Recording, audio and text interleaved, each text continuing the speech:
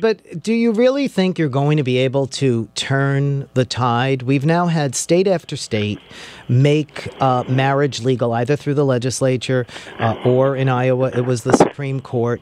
There wasn't outrage. There wasn't. Most people in Iowa seem to just be taking this as just another day. Nothing happened. Nothing terrible happened. And as more states do this, certainly young people, we're seeing all the polls, even of religious conservative young people, who are being much more accepting of marriage equality for gays and lesbians. Well, I guess we just fundamentally disagree on the political landscape in 30 of 30 states. When the people have had the chance to vote, they've voted to protect marriage and actually put it in their state constitutions. You've had a few states now have legislatures move forward with same-sex marriage, but at the same time, those legislatures have refused to allow referenda, direct vote. What about bringing to a ballot, a national ballot, a vote on Loving versus Virginia, the 1967 ruling by the Supreme Court that marriage between people of different races, that laws there could not be any laws banning that. At the time, most Americans were opposed. Well, again, so should there have been a vote? This is where we disagree. Obviously, the union of a man and a woman is not the same thing as racial discrimination. But the fact that you think it shows no. But Brian, it doesn't matter. It doesn't. Your argument is that way under the law. You're going to treat Brian. Your argument is not that it really matters what I think or you think. It's what the people as a collective think. That's your argument. That isn't my only. That is your wait. That's your argument. Let me finish. Let me finish, and you can respond. Your argument is that the people have decided. So in 1967, when the vast majority of Americans were opposed to interracial marriage, should there have been a vote, or was it right? This is a yes or no question for the Supreme Court to take the lead and basically be what people would call an activist court and change public opinion. Of course, there are areas where the people should be able to vote and in areas where they should not be able to vote. Of course, that's the case. But the point of the matter... why shouldn't the majority have voted in that case? Well, but you haven't answered the question, so I'm not going to let you finish until you answer it. You're attempting to say that racial bigotry is the same as the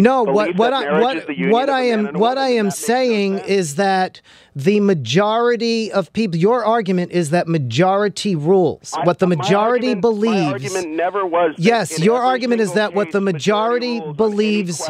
Your argument is that what the majority believes morally is what is right. And in 1967, but I never said in 1967, the majority of people believed morally that it was immoral and under God's eyes for a black man and a white woman to marry. Reasons, and we were talking about the reasons why marriage is different from any other type of relationship. Those are reasons why this is a very different question than the question you're raising. And you know, the American people don't accept your analogy. African Americans overwhelmingly. Well, in 1967, the American people didn't accept. In 1967, they didn't accept it. In 1967, they didn't accept it, Brian. The majority of people didn't accept it. And this is the fundamental flaw in your argument, and it is the thing you cannot respond to, and nothing you have said has been adequate. It has been laughable. Marriage, well, you again, this is the... you have not answered it. Should the majority vote?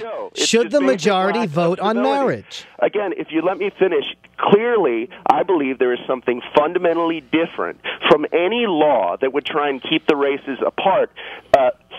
That is a very different issue than marriage being... All right, Brian, I'm going to say this. I'm going to say this one more time. That is what you believe in 2009, you, Brian Brown. But in 1967, you're not letting me finish. You're not letting me finish. In 1967, the majority of Americans, the majority of Christians, believed that under God's law, it was immoral. Under your logic, they should have been able to vote and make that be the law of the land. No, I just made clear to you that there are certain issues that should not be put to a vote. But the question here... Okay, well, then let's finish it there. Let's stop there. You are arbitrarily deciding that certain issues don't go to a vote. There's been some controversy about your 2007 tax return. It's finally been released. And in that year, the National Organization for Marriage paid an outfit called Common Sense America $166,000 for consulting. And checking on this, it turns out that Common Sense America is run by you. So what was that consulting for? Actually, that was not consulting. That was, we had done joint projects together. And the fact is, I was not paid by Common Sense America. So where did the $166,000 go? Those were for joint advertisements. Right, but is that money not being funneled from the National Organization to Marriage to this other group that you were running? No, it's not. It's not being funneled anywhere. Groups that share the same basic interest in the National Organization for Marriage, we help those groups all over the country. So there's nothing. The fact is, we gave a lot of money to Proposition 8. We've helped Maine. We've helped states all around the country support marriage, and we also help other groups. So the idea that there's funneling money is just absurd. Do you see a long fight here where you have a career in this? Are you making a salary at the National Organization for Marriage? Of course I am. I'm paid for what I do. And again, you can look at the 2007 990s, and we'll be releasing the 2008. And we never hid the 990s. Now, you were, before the National Organization for Marriage, you were with a Connecticut group that was funded by, pretty much owned by, James Dobson's Focus on the Family, correct? That's incorrect. I was the head of the Family Institute of Connecticut, but the Family Institute of Connecticut, like other family policy councils, doesn't receive direct funding from Focus on the Family. It's associated with Focus on the Family. The institute, you said, is now it now is associated with the Focus on Family, the group headed by the nationally known conservative James Dobson. And well, that was in the article, but that actually isn't accurate. The Family Institute of Connecticut is associated with Focus on the Family, but it was its own separate group. You were marching against the allowing of homosexuality being accepted by the Catholic Church. We never marched against the Catholic Church, so I don't know what you're referring to. You had said that it's a radical departure from Christian tradition and warrants a march. This was when you led a petition drive for the Defense of Marriage Act. Yeah, but we were working closely, and I have a great deal of respect for the Catholic bishops in Connecticut to stand up for the Church's position on marriage. But again, and you were working to prevent distribution of condoms in school. I guess the point I'm trying to make is there is a very large religious component to what you're doing here. Well, I don't hide the fact that I'm a Catholic and I believe what the Church teaches. And so you are trying to make your Catholic Church and the Christian faith the law of the land. Absolutely not. Again, that is the reason why. That is your reason why you fight marriage for gays and lesbians. You have to understand what NOM is.